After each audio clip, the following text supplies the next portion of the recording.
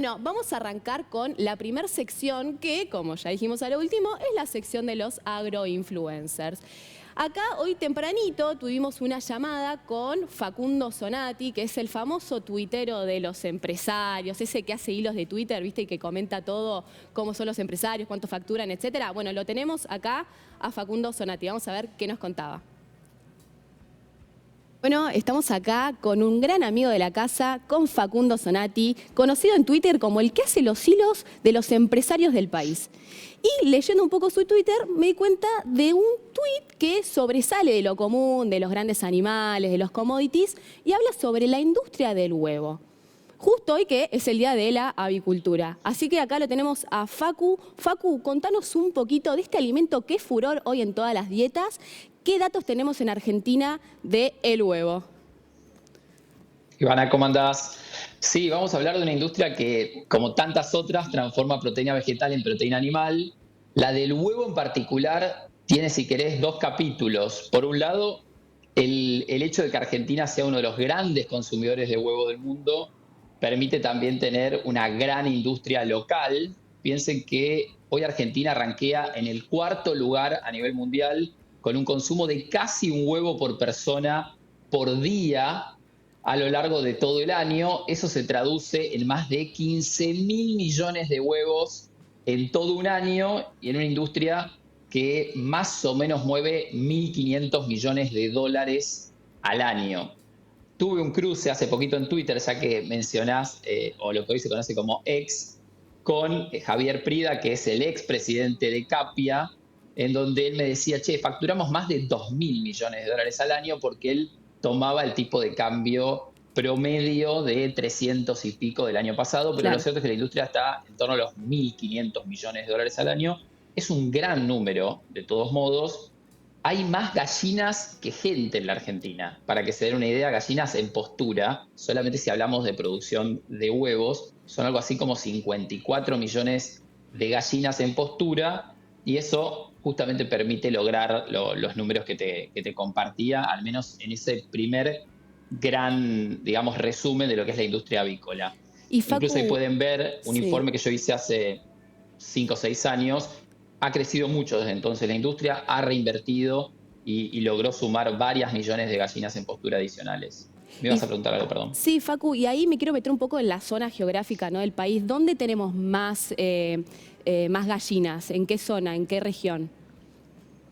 En general, como pasa con la industria avícola de carne, Entre Ríos, Buenos Aires y en menor medida Santa Fe y Córdoba son las grandes provincias productoras, sobre todo porque también está el insumo, está el maíz, que es el principal insumo que tiene esta industria en lo que tiene que ver con la nutrición, y entonces se concentra principalmente en esas provincias, pero la particularidad del huevo, quizás incluso por encima de la producción de carne avícola, es que podés encontrar granjas avícolas en casi todas las provincias del país. De hecho, hace muy poquito, y a propósito de ese hilo de Twitter del cual hiciste referencia, vinculado más a la industrialización del huevo, Mm. me enteré que el mayor productor de huevos de la Argentina está en Salta, por En ejemplo. Salta, Tiene nunca me sus lo hubiese granjas, imaginado. Mirá.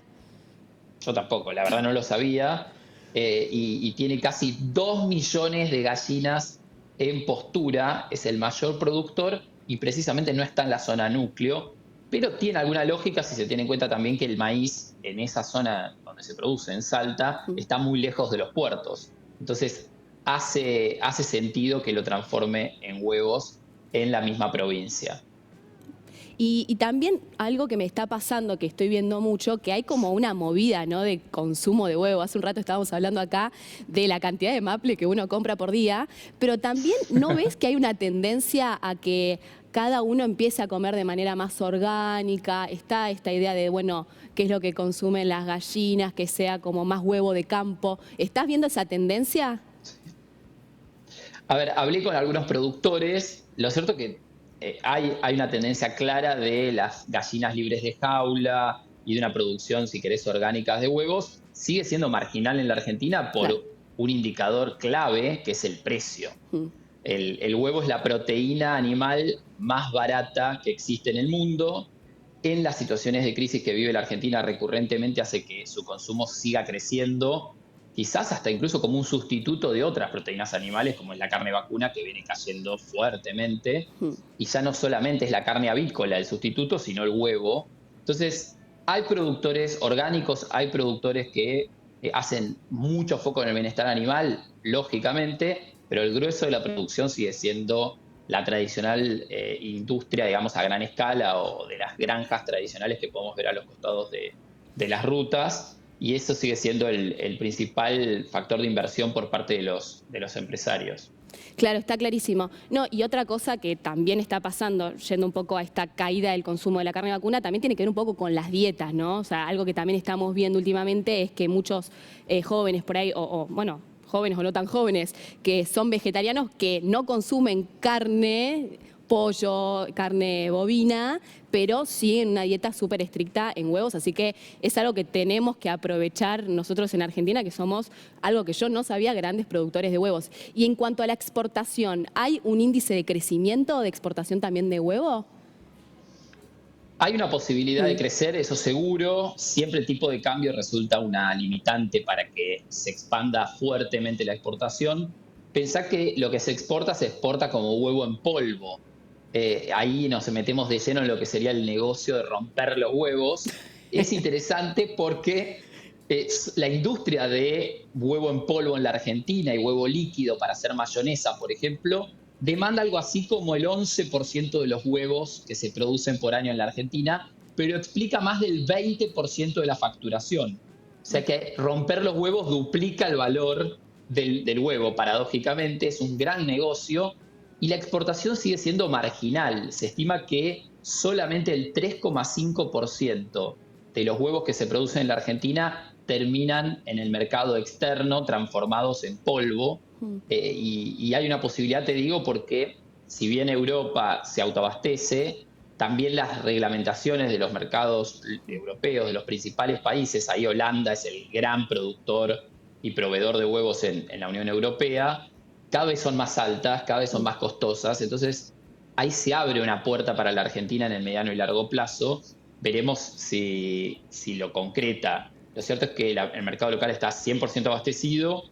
Si quiere seguir creciendo la industria local, es a través de la exportación. Entonces tenemos que romper más los huevos y exportar mucho más. Muchas gracias, Facu, y hasta la próxima.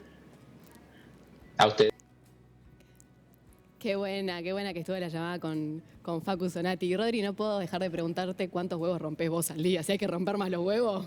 Es una pregunta que la verdad difícil de contestar, pero normalmente en la oficina son media docena por de día. Huevos rompés, no Sí, quiero trabajar con vos. Está mi jefe ahí atrás, pero media docena. Me voy a sincerar, me escapé hoy de Rosario, me vine para acá, pero si no, normalmente lunes a viernes media docena es barato todavía. Vamos a preguntarle a la audiencia cuántos huevos rompen por día. Yo le voy a decir a mis jefes, a ver que me digan cuántos ¿Vos huevos cuánto rompés? Y no sé, te lo traigo la próxima. O Bueno, la voy otra. a hablar con tu jefe a ver cuántos huevos rompés por día, pero me parece que media docena es un buen promedio. Es buen promedio. Y vamos ahora con la segunda sección. Y acá nos vamos a poner formales, por así decirlo, vamos a ponernos un poco serios. ¿Por qué? Porque la segunda sección es el famoso mate político. Quienes me siguen en las redes sociales saben que suelo hablar del mate político. Y Rodrigo, vos me vas a estar acompañando en esta sección de mate político porque sos un gran periodista de política también. Y para arrancar con esta sección yo voy a hablar de algo que venimos hablando desde enero, chicos, y ya por fin vamos a dejar de hablar, que es la famosa ley bases. La famosa ley ómnibus, en realidad, que en enero arrancó siendo una ley ómnibus y ahora terminó, bueno, algunos le dicen una combi, un autito. ¿Por qué? Porque hace unas semanitas se aprobó en el Senado de la Nación por desempate de la vicepresidenta, algo que no pasaba desde el 2008 con la 125. O sea, nos trajo, ¿no?, un recuerdo para el campo un poco heavy. Yo lo estaba viendo ahí en vivo y dije, bueno, ok, va a desempatar Villarruel. Y desempató, esta vez fue un sí positivo, no fue un no positivo como Cobos, y se aprobó en el Senado la famosa ley base. Después vuelve a diputados, no, porque hubo cambios, y finalmente en diputados se aprobó con algunas modificaciones y en algunas cosas mantuvieron la ley original, por ejemplo, ganancias. En ganancias se queda, si sos un joven soltero que gana un palo 800.000 vas a tributar ganancias, esos fueron uno de los cambios que quedaron. Pero Yendo al campo, que es lo que nos acontece, no hubo grandes modificaciones. O sea, en enero, cuando estábamos haciendo este seguimiento, veíamos que había una introducción de las famosas retenciones, ¿no? El fantasma de las retenciones, que finalmente eso se corrió, también se corrió Sí, en su adherir momento el a... gobierno propuso Sí. aumentarlas Pero, todavía. claro, a eso voy, ¿no? Que proponía aumentarlas mediante esta ley. También se corrió del debate adherir a la UPOP 91, algo que también generó mucho revuelo en las entidades que por ahí preferían una ley de semillas, pero todo eso se corrió y lo que quedó en el texto aprobado para que la audiencia sepa es nada más que algunos cambios en lo que es el trabajo agrario, ¿no? En el régimen de trabajo agrario, donde se extiende el periodo de prueba a 8 meses, hay una bolsa de trabajo por parte de los empleadores y la responsabilidad solidaria. Rodri, yo te quiero hacer una pregunta a vos. Nosotros no estamos muy acostumbrados como agro a seguir la agenda legislativa. ¿Vos nos podés contar qué hay, digamos, en el Congreso ligado al sector? Hay varios temas, puntualmente porque terminada esta ley bases, que estuvo toda la maquinaria del gobierno tratando de que salga este proyecto clave para Javier Milei en sus primeros 6 meses de gestión, tenemos que hablar del RIDA, que es podemos decir, una reversión de lo que fue el proyecto de ley agrobioindustrial que se impulsó durante la gestión de Alberto Fernández, lo hizo el Consejo Agroindustrial, donde fue la famosa foto de Domínguez con Cristina Fernández e incluso el presidente Martins de la Bolsa de Cereales de Buenos Aires con, en ese entonces, la vicepresidenta Cristina Fernández de Kirchner. Vuelve un poco este proyecto que en ese momento tenía apoyo de todos los sectores, ahora vuelve de la mano de un radical, de Atilio Benedetti, el diputado radical de Entre Ríos, dentro de Juntos por el Cambio, y también de Miguel Ángel Pichetto.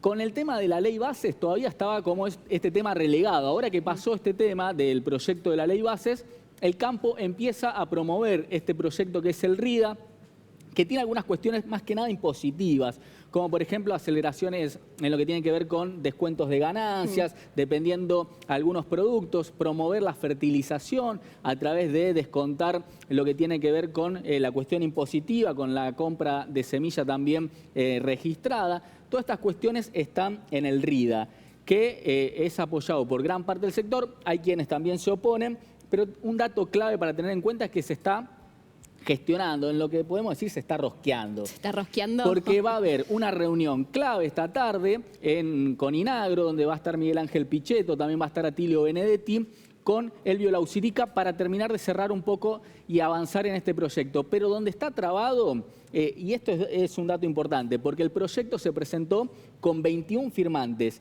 Ningún firmante es libertario. Eso es clave porque es una propuesta, según dicen los que impulsan este proyecto, de costo cero para el Estado, pero además para promover al campo y bajar impuestos.